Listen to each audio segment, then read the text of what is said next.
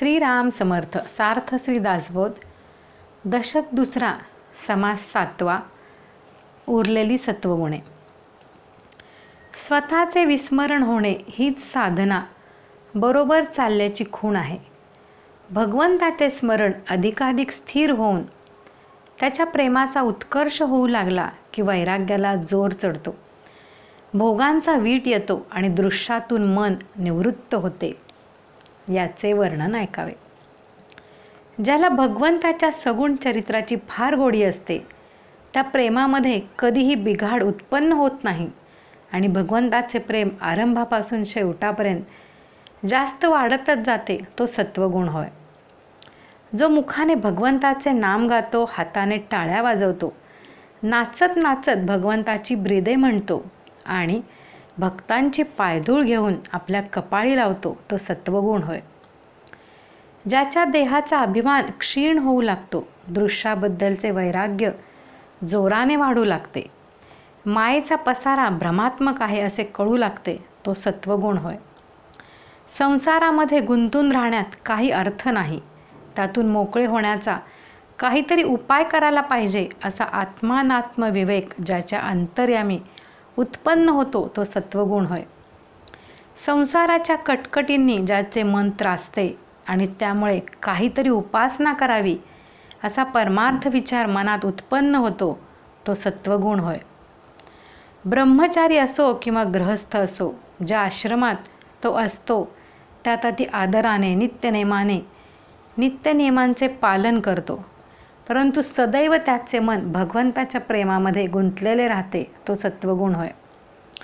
ज्याला भगवंता वाचून इतर सर्व गोष्टींचा वीट येतो, जो परमार्थ अत्यंत जवळ करतो, आपलासा करतो आणि संकट आले असता त्या शांतपणे तोंड देण्याचे धैर्य ज्याच्या ठिकाणी उत्पन्न होते, तो सत्वगुण होय. जो सदा सर्व काळ अनासक्त असतो, म्हणजे कशात गुंतलेला नसतो, नाना प्रकारच्या देहसुखांना ज्याचे मन विटलेले किंवा कंटाळलेले असते, ज्याला सारखी पुन्हा पुन्हा भगवंताची आठवण होते, तो सत्वगुण होय.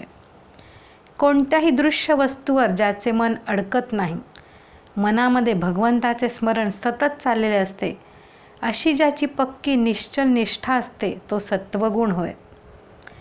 भगवंतावरील त्याचे प्रेम पाहून लोक म्हणतात, हा वेडा आहे, याचे डोके बिघडले आहे, तरी पण त्याचे प्रेम अधिकच वाढत जाते, त्याच्या मनाचा पूर्ण निश्चय होतो, तो सत्वगुण होय. सत्वगुणात प्रतिभा जागृत होते, बुद्धी आत्मप्रकाशाने भरून जाते, शांती, क्षमा व दया हे दिव्य सद्गुण अंतःकरणात स्थिर होतात, वासना शांत होते, रसना ताब्यात येते. तात्पर्य: स्वरूप साक्षात्कार होण्यास लागणारी पूर्वतयारी हाती येते. अंतर्यामी स्फूर्ती जागी होते, आत्मस्वरूपाच्या विचारांनी बुद्धी भरून जाते, वाईट संशय आपोआप नाहीसे होतात, तो सत्वगुण होय.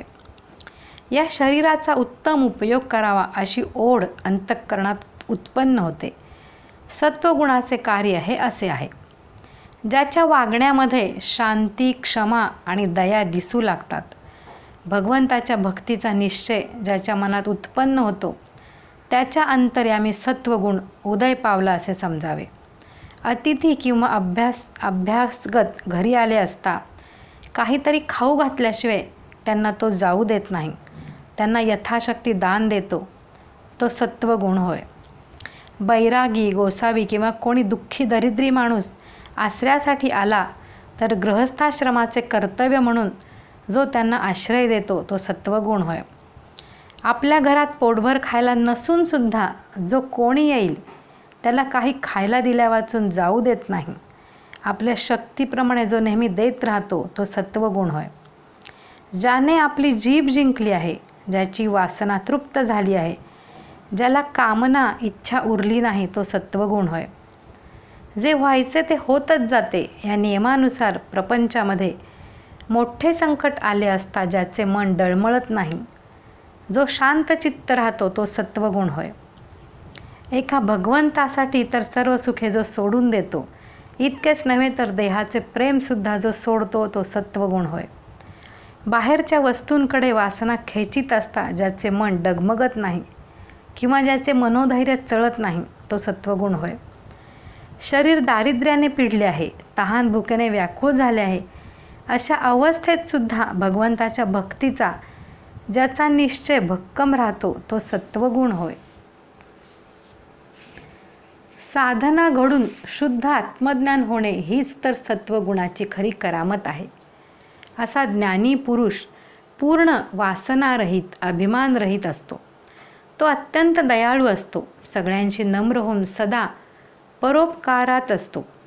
अत्यंत विशाल अंतःकरणाचा तो ज्ञानी दुसऱ्याचे दोष शोसून त्यांना भगवंताच्या मार्गास लावतो. श्रवण, मनन आणि निधिध्यास ह्या साधन मार्गाने जाऊन ज्याला शुद्ध आत्मज्ञान होते व समाधान प्राप्त होते तो सत्वगुण होय.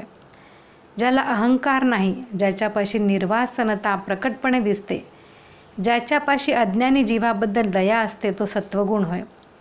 जो सर्वांशी नम्रपणे बोलतो, जो नीतिधर्माची मर्यादा पाळून वागतो, जो सर्व लोकांना संतोष देतो तो सत्वगुण होय.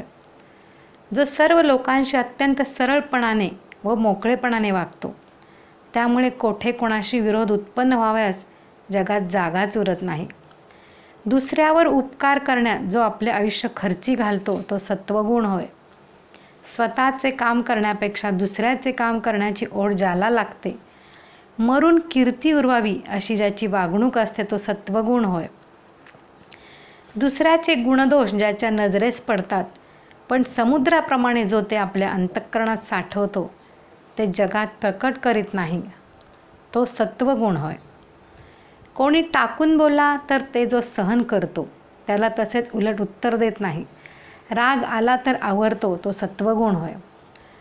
दुःख गिळणे, निंदकावर उपकार करणे, इंद्रिय दमन करणे, नामस्मरणी विश्वास असणे, संतांना शरण जाणे, त्यांची कृपा होणे, लोकशहाणे करणे, ग्रंथ जमवणे, दुसऱ्यांचे दुःख सहन न होणे ही सत्वगुणाची सर्वसामान्य लक्षणे आहेत. आपण अन्याय केला नसताना कोणी आपल्याला छळतात, अनेक प्रकारे दुःख देतात, हे सगळे जो शांतपणे गिळतो, सहन करतो तो सत्वगुण होय. जो देहाने दुसऱ्यांसाठी झीज सोसतो, दुर्जनांशी आपलेपणाने वागतो, निंदकावर उपकार करतो तो सत्वगुण होय.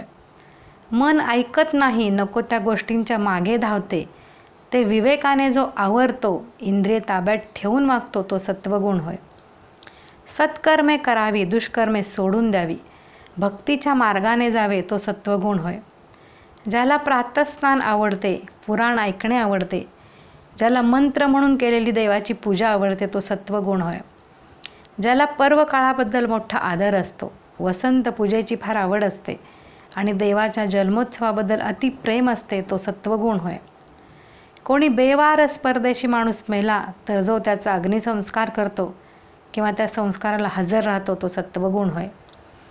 एक इसम दुसऱ्याला मारहाण करीत असेल तर मध्ये पडून जो मारामारी थांबवितो, अडकलेल्या लोकांना सोडवितो तो सत्वगुण होय. लिंगार्चन करणे, लाखोली वाहणे, अभिषेक करणे, नामस्मरणावर श्रद्धा असणे, काही करून देवदर्शनासाठी वेळ काढणे म्हणजे सत्वगुण होय. संत बघितल्याबरोबर चटदिशी त्यांच्याजवळ जातो, त्यांच्या दर्शनाने आनंदाने भरून जातो आणि अगदी मनापासून त्यांना नमस्कार करतो तो सत्वगुण होय. संतांची कृपा ज्याच्यावर होते त्याने आपल्या वंशाचा उद्धार केला असे समजावे. सत्वगुणामुळे त्याच्या ठिकाणी ईश्वराचा अंश अधिक असतो. जो लोकांना सन्मार्ग दाखवतो, त्यांना भगवंताच्या भक्तीला लावतो, अज्ञानी लोकांना ज्ञान शिकवतो तो सत्वगुण होय. ज्याला पुण्य संस्कार, देवप्रदक्षिणा आणि देवास नमस्कार ह्या गोष्टी आवडतात, ज्याच्यापाशी पाठांतर असते तो सत्वगुण होय.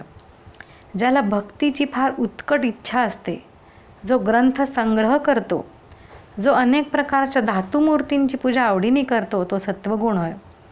देवपूजेची स्वच्छ चकचकीत भांडी, जपाच्या माळा, गोमुखी आसने, पवित्र स्वच्छ वस्त्रे ज्याला आवडतात तो सत्वगुण होय. दुसऱ्याला दुःख झाले की ज्याला दुःख होते, दुसऱ्याला संतोष झाला की ज्याला सुख वाटते, वैराग्य पाहून ज्याला आनंद होतो तो सत्वगुण होय.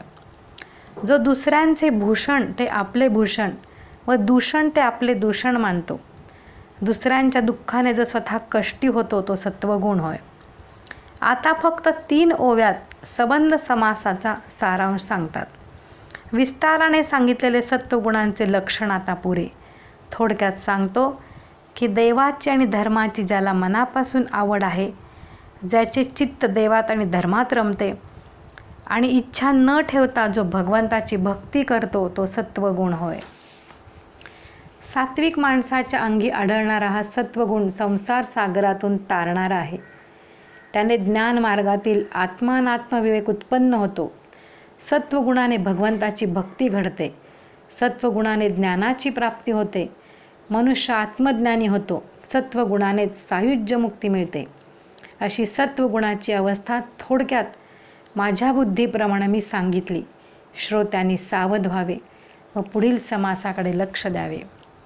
समास 7वा समाप्त. जय जय रघुवीर समर्थ.